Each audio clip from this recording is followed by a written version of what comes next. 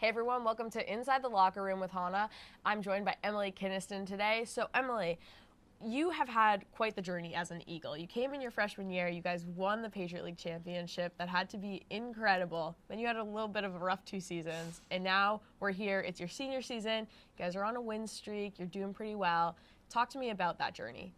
Well, like you said, freshman year was pretty much storybook. It was just I was able to play a little with some amazing players, and we had a really good senior class and junior class, and all the upperclassmen really just contributed a lot, and you kind of got to learn from them as a little freshman who doesn't really know what they're doing, and we're trying to learn the offense. So it was a great experience to kind of grow. And then going into your sophomore year, definitely a big drop off, but also a learning experience. We got to step up again in my junior year, and then here today, it's been really incredible. Just kind of having that experience has made it almost a little more rewarding this year, having such a good year as everybody's stepping up and everyone's playing well and we're playing together, and it's just been a really fun experience overall. So let's talk a little bit about you individually.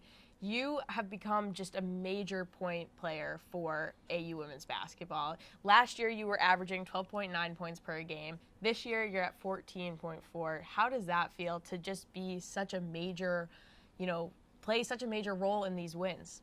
It feels pretty good. I don't necessarily see myself as a scorer. I didn't, at least in years past, so kind of stepping into a new role has been an adjustment for me, and my teammates are the ones that are getting me open and are making me look good, so it's really, really been a nice change, I guess, from high school and freshman and sophomore year to the last 2 years. So this year you guys traveled to Vermont. You got to play in front of your home crowd a little bit.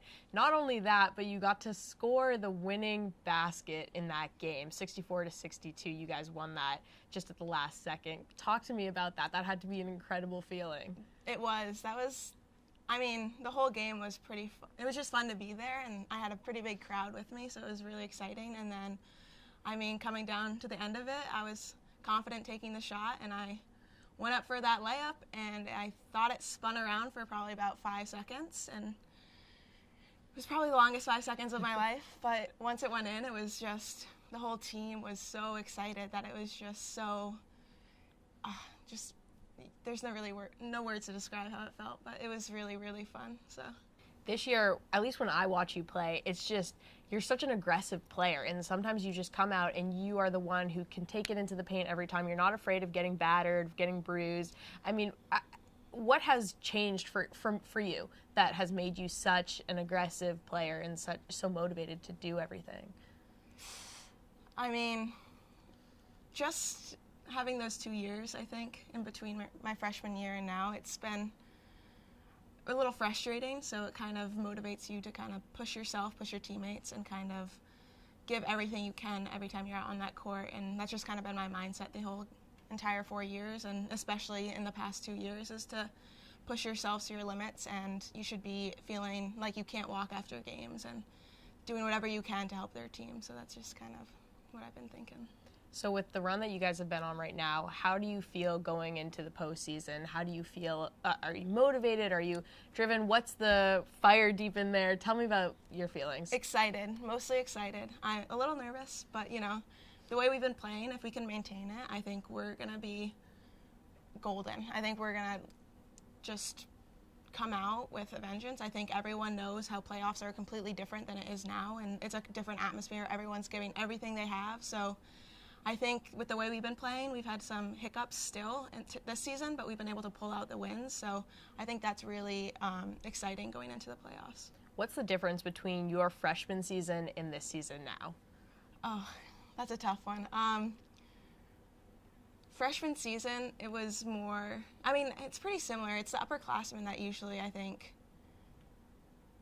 are able to kind of motivate everyone. And I think since we have such a big upperclassman now, that's kind of what's been helping us through this season. And but my freshman year, it was definitely our seniors and even our juniors and sophomores that were like, we've been here before, and let's show the younger classmen how to do this. But it's pretty similar in terms of the excitement that you're feeling, but overall really, really good. You talk a little bit about leadership. When I talked to India, she was saying, you know, Emily's who I look up to. She's who I follow at practice and the games. You know, she wants to be a player like you, of the stature that you are. How does that feel to be in that role model position for her?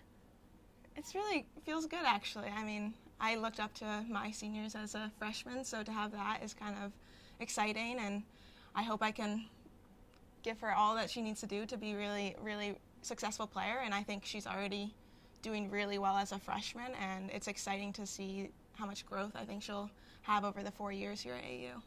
So you're a senior. The big question, what are your plans for after graduation? So after graduation, I've been thinking about possibly going overseas to continue my basketball career a little bit, but again, you're not really allowed to work on that until after the season.